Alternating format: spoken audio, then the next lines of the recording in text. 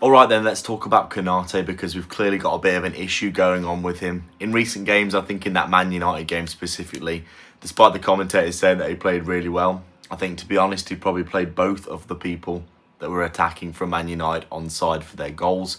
And we've been seeing some links of him also recently over the last few days being linked with a potential move to Real Madrid, being already confirmed on a pre-agreement with them, or at least, they've padded out the deal and stuff. Obviously, he's not signed a new contract, and he's going to be going on a free in the summer if he doesn't sign one. I think we've actually given him 3 or 4 new contract opportunities, and he's not took us up on any of them. So definitely in a bit of a weird position right now with Konaté. His performances this season have looked distracted at best, and just plain not very good at worst, if I'm being completely honest. Konaté definitely been struggling this season, and judging by what we're seeing in the media, potentially he could be a bit distracted. Maybe his head's been turned by Real Madrid, and he does look very out of sorts in my opinion. The Man United game, and plenty of games this season, he's been all over the place, and I think everyone's criticising Van Dijk, saying, oh, Van Dijk's making loads of mistakes. But I think the reality is everyone is kind of overlooking the fact that he's pretty much having to play centre-back at his own at times. On his own at times, I should say. The amount of times where he's having to cover for Konaté, or, try and make up for mistakes of him being out of position.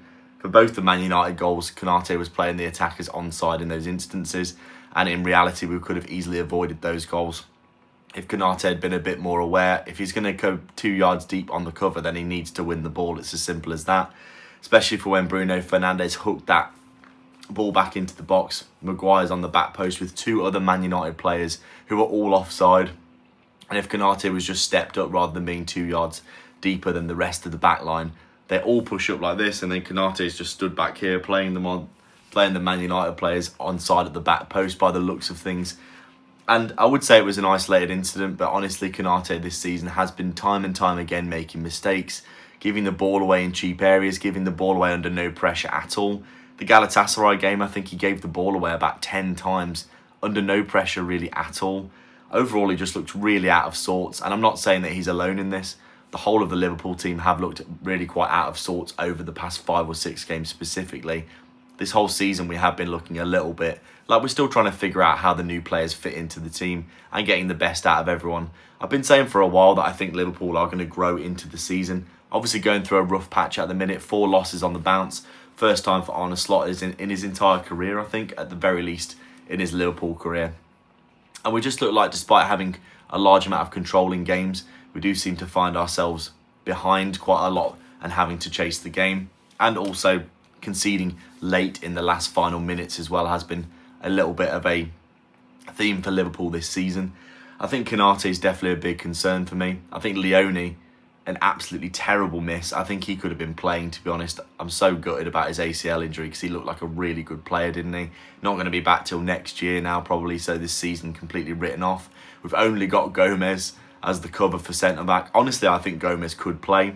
Obviously, he played in that Southampton game, and if I'm being completely honest, looked less than convincing. But that Van Dijk-Gomez partnership we had 2018-2019, was it? Or was it 2019-2020 season? Looked really, really good at that point. And I think Gomez honestly probably deserves a go, considering how out of form and just distracted Konaté looks to me. I mean, I don't like to slate players and pick them out specifically because Liverpool, as a general unit, haven't been great this season. But the amount of mistakes and the amount of times that Konaté's costing us this season is really starting to stack up. I know that we had tons and tons of opportunities to score against Man United. Gakpo hit the post 3 times.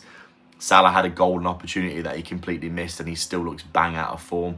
But overall, I do think that Liverpool have got some problems in this defensive area.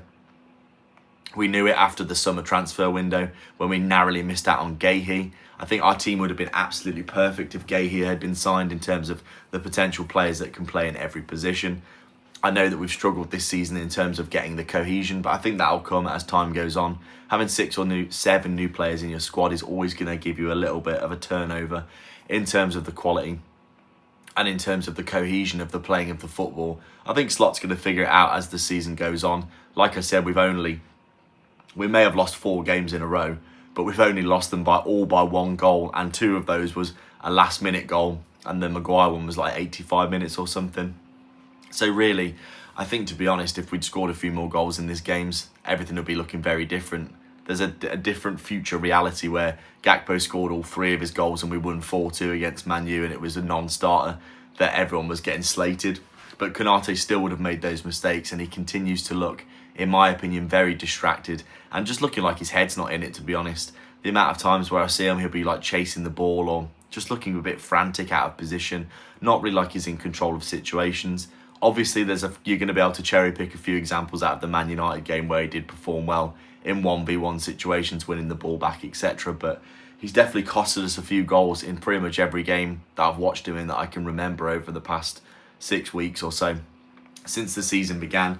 And it's definitely, it's a difficult conversation to have, but with him winding his contract down now, not accepting a new deal, and basically looking like he's going to be going for a free in the summer, probably to Real Madrid, in a similar way to how the Trent situation was handled, it looks like he's going to be playing quite distractedly and badly until then, unless we can find a suitable alternative. I wouldn't be surprised if Liverpool went and bought a centre-back in January, if I'm being completely honest. But in terms of the paper talk from all the journalists, they've all been saying that doesn't look like that's going to be happening. So it's going to be interesting to see how we fix this situation, because I think it is something that needs addressing. I think Konaté, that right side of our defence, has looked very, very frail recently, and I think Konaté's a large part of that, to be honest. Everyone's been saying that it's Conor Bradley that's the issue, but I really don't think Konaté's doing him any favours. And to be honest, I think Konaté, looking so out of sorts for the whole season, really, definitely looks distracted to me, and definitely looks like it's something that we need to address. I think Liverpool's short on centre-backs. I don't even remember the last time that we signed a centre-back apart from Leone, and he's only... he's a young prospect. He's not a proper senior centre-back that you would bring and expect to play. Obviously, we tried to sign Guéhi as well, and that fell through. It looks like Guéhi doesn't want to sign a new contract, so we could potentially be seeing Guéhi come into Liverpool next season, hopefully to replace Konaté. That would be really good to see. But overall, I'm very concerned about this Konaté situation. Every time I watch the game, usually I watch it with my dad, and I'll be sat there and I'll be going, look at the amount of times that Konaté's cost us a goal over the last few games.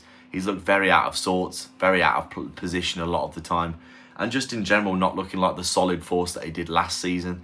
So it's going to be interesting to see what happens next.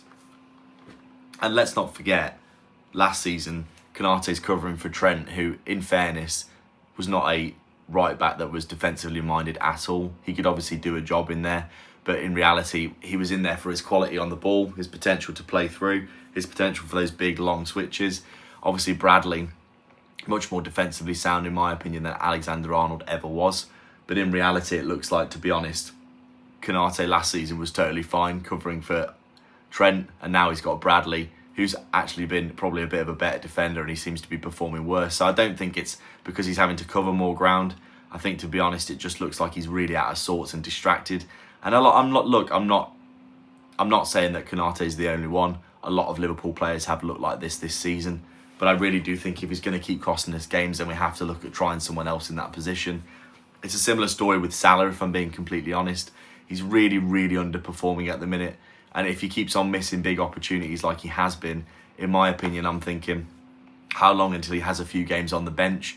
When Frimpong came on in the 85th, 86th minute against United, I think he created more big chances than Salah did the entire game in terms of just beating his man and crossing the ball in. When's the last time you saw a Liverpool player beat their man and cross the ball in a 1v1 situation where they square them up, go past them and cross the ball? Frimpong did that 2 or 3 times, just like he did against Galatasaray. And it just looks like we've got players in the squad right now that we're really carrying. And I think, to be honest, Slot has to look at these players and go, we need to just have maybe a little bit of a refresh of the starting lineup for now. Chiesa still deserves to be playing, in my opinion.